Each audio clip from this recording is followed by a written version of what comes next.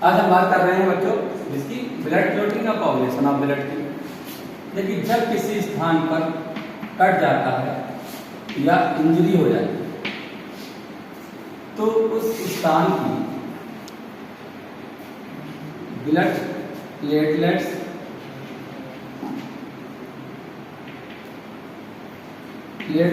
और tissue cut जाता है। इससे क्या होगा? ब्लड फ्लो होता है। क्या होता है? ब्लड फ्लो होता है। लेकिन कुछ समय के बाद ब्लड फ्लो जो था वो स्टॉप हो जाता है। क्या हो जाता है? स्टॉप हो जाता है। अर्थात लिक्विड ब्लड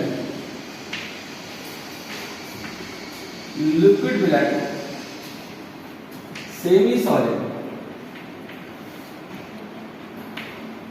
जेली में चेंज हो जाता है। Liquid blood semi solid jelly में चेंज हो जाता है। इससे के लिए होता है कि लिक्विड ब्लड के सेमी सॉलिड जेली में चेंज होने की क्रिया को क्या कहते हैं?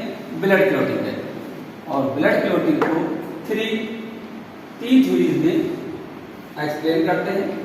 सबसे पहले थ्योरी है वेस्ट एंटेरियर थ्योरी, हवाई थ्योरी और मॉडर्न थ्योरी। लेकिन इनमें से सबसे पहले जो थ्योरी दी गई थी वो हवाई थ्योरी दी गई थी। क्या दी गई थी? हवाई थ्योरी को सबसे पहले दिया गया था ब्लड क्लॉटिंग से संबंध में। सबसे पहले लेकिन हम बात कर रहे हैं पहले नंबर पर वेस्ट एंड टेलर थ्योरी की। इस थ्योरी के अकॉर्डिंग इसके वेस्ट एंड टेलर थ्योरी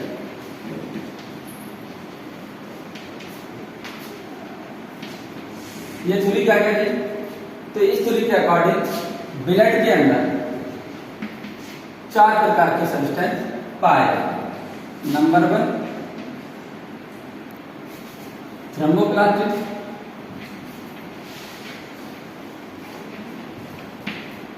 इसको थ्रोम्बोकाइनेज भी कहते हैं। नंबर 2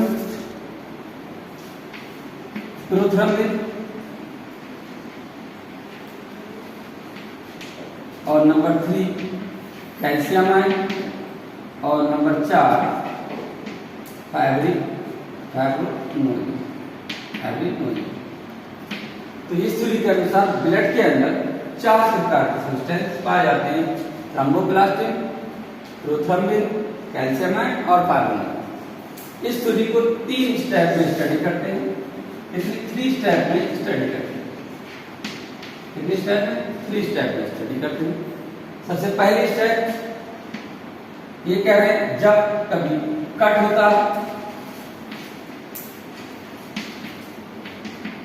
पहले स्टेप कट होने पर या इंजरी होने पर क्या होता है? उस स्थान की ब्लड प्लेटलेट्स कट जाती है। उससे स्थान की क्या होती है? ब्लड प्लेटलेट कट जाती है।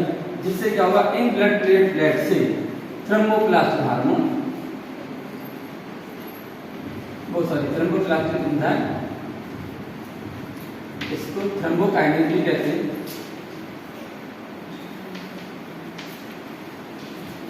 एंजाइम। तो पहले स्टेप में क्या? कट होने पर, इंजरी होने पर ब्लड प्लेटलेट कट जाती है। जिससे क्या होता है कि ब्लड प्लेटलेट से थ्रोम्बोप्लास्टिन निकलता है। स्टेप नंबर 2 में क्या होता है कि दूसरा प्रोथ्रोम्बिन था तो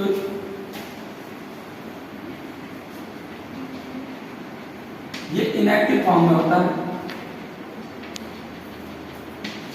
कैसा होता है? ब्लड के अंदर कैसा? इनएक्टिव फॉर्म में। तो ये जो थ्रोम्बोप्लास्टिन है ये कैल्शियम आयन की प्रेजेंस में थ्रोम्बोप्लास्टिन कैल्शियम आयन की प्रेजेंस में इसे एक्टिव थ्रोम्बिन में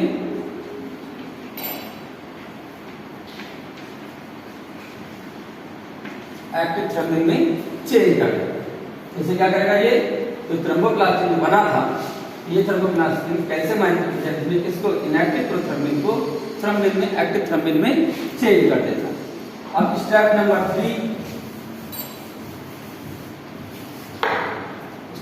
3 में क्या होता है? ठीक है। जो हमारा थ्रोम्बिन बना था ये क्या करता है, जो ये फाइब्रिनोजेन थी ये सॉल्युबल फाइब्रिनोजेन की, ये ब्लड के अंदर किसमें पाई थी, सॉल्युबल होती है। तो ये जो थ्रोम्बिन था ये सॉल्युबल फाइब्रिनोजेन को फाइब्रिन में चेंज कर देता है, इसमें चेंज करते हैं फाइब्रिन में। और फाइब्रिन कैसी होती है, इनसॉल्युबल होती है and thread like, thread like. तो ये थ्रोम्बिन बना हुआ जो थ्रोम्बिन था ब्लड में प्रेजेंट सॉल्युबल फाइब्रिनोजेन को insoluble and thread like fibrin में चेंज कर देता है। और लास्ट में ये फाइब्रिन जो था, जो फाइब्रिन थ्रेड थे, जो कट जगह थी, कट प्लेस था, उस प्लेस पर ये फाइब्रिन के जो थ्रेड थे वो क्या करते हैं, एक नेट बनाते हैं। क्या बनाते हैं, नेटवर्क बनाते हैं, नेट बनाते हैं। और लास्ट में इस नेट के अंदर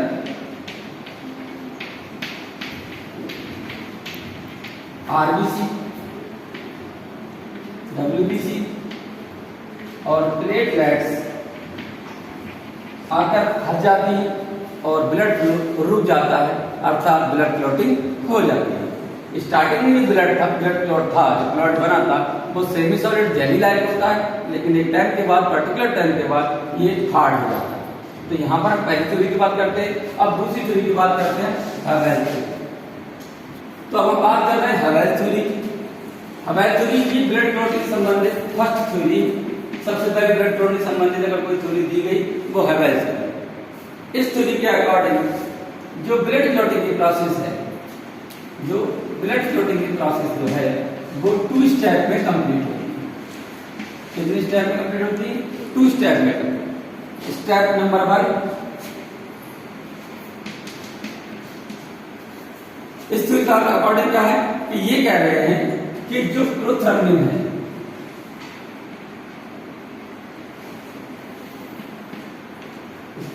कैसा है, इनएक्टिव। इस थ्योरी के अकॉर्डिंग इनएक्टिव प्रोथर्मिन कैल्शियम आयन की प्रेजेंस में, इसकी प्रेजेंस में, कैल्शियम आयन की प्रेजेंस में एक्टिव थर्मिन में चेंज होता है। एक्टिव थर्मिन में चेंज हो जाता है। और बना हुआ एक्टिव थर्मिन, स्टेप नंबर 2, बना हुआ एक्टिव थर्मिन जो था, जो फाइब्रिनोजेन थी, फाइब्रिनोजेन थी कैसी थी, ब्लड में सॉल्युबल थी। तो ये बना हुआ एक्टिव थर्मिन था सॉल्युबल फाइब्रिनोजेन को फाइब्रिन में चेंज कर देता है। कौन सी फाइब्रिन में, insoluble and thread like, thread like कौन चेंज करता है, थर्मिन।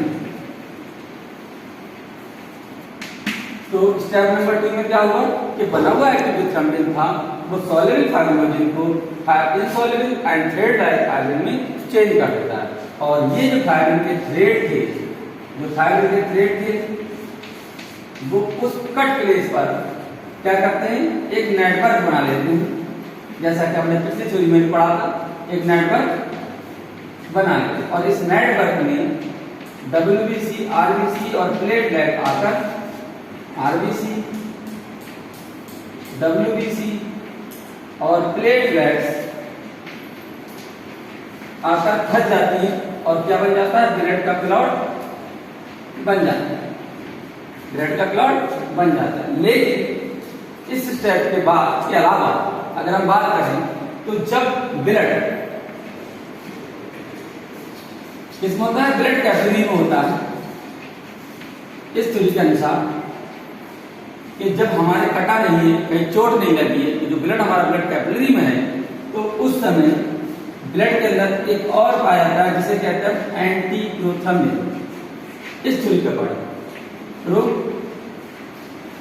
प्रोथर्मिन ये भी पाया जाता है हवेल थ्योरी के अनुसार कि हमारी जो ब्लड में, जो ब्लड जो था फ्लो कर रहा है ब्लड वेसल्स के अंदर, तो उस समय हमारे ब्लड के अंदर एंटी प्रोथर्मिन भी पाया जाता है जो प्रोथ्रम्बिन को, एक्टिव प्रोथ्रम्बिन को थ्रम्बिन में चेंज होने से रोकता है, इसीलिए हमारी बॉडी के अंदर ब्लड का क्लॉट नहीं बनता। लेकिन जब कट जाता है, कटने के बाद, कट होने पर, कट जाने पर या इंजरी हो जाने पर, कट हो जाता है या इंजरी हो जाती है, तो कट टिश्यू से, जब कटने के बाद, कटने से पहले तो एंटी प्रोथ्रम्बिन बन रहा था और ये एंटी प्रोथ्रम्बिन क्या कर रहा है, प्रोथ्रम्बिन को थ्रम्बिन में चेंज होने से रोक रहा है, जिससे ब्लड क्लॉटिंग बॉडी के अंदर नहीं हो रही। लेकिन अगर कट जाता है या इंजरी हो जाती है, तो कट टिश्यू से, जो टिश्यू कटे, तो इन कट टिश्यू से एक स्पेशल टाइप की क्या निकलती, प्रोटीन निकलती, जिसको क्या कहते हैं, सिफाइलिन कहते हैं। क्या कहेंगे, सिफाइलिन कहते हैं। कटने के बाद, कब, कटने के बाद। और ये सिफाइलिन क्या करती है, जो एंटी थ्रम्बिन था, एंटी प्रोथ्रम्बिन था, ये क्या करती है, इसके इफेक्ट को न्यूट्रल कर देती है। क्या करती है, कटने के बाद एंटी प्रोथ्रम्बिन के इफेक्ट को न्यूट्रल कर देती है और सिफाइलिन प्रोटीन, जिसका अर्थ क्या होगा, जब इसका इफेक्ट खत्म हो जाएगा तो ये एक्टिव प्रोथ्रम्बिन आसानी से थ्रम्बिन में चेंज हो जाती है, कैल्शियम आयन के प्रेजेंस में, और फिर फाइब्रिनोजेन थ्रम्बिन के कारण फाइब्रिन में चेंज हो जाती है, और फाइब्रिन के थ्रेड जो थे उस स्थान पर नेटवर्क बना लेते हैं, और आरबीसी और डब्ल्यूबीसी प्लेटलेट आकर से फंस जाती है, जिससे क्या होगा, ब्लड क्लॉटिंग हो जाती है और ब्लड का फ्लो रुक जाता है। वही फिर बात कर रहे हैं, स्टार्टिंग में जो ब्लड क्लॉट था वो सेमी सॉलिड जेली लाइक होता है, लेकिन एक पर्टिकुलर टाइम के बाद वो हार्ड हो जाता है। तो मुझे उम्मीद है आपके समझ में आया होगा ये। ठीक है, okay, thank you very much.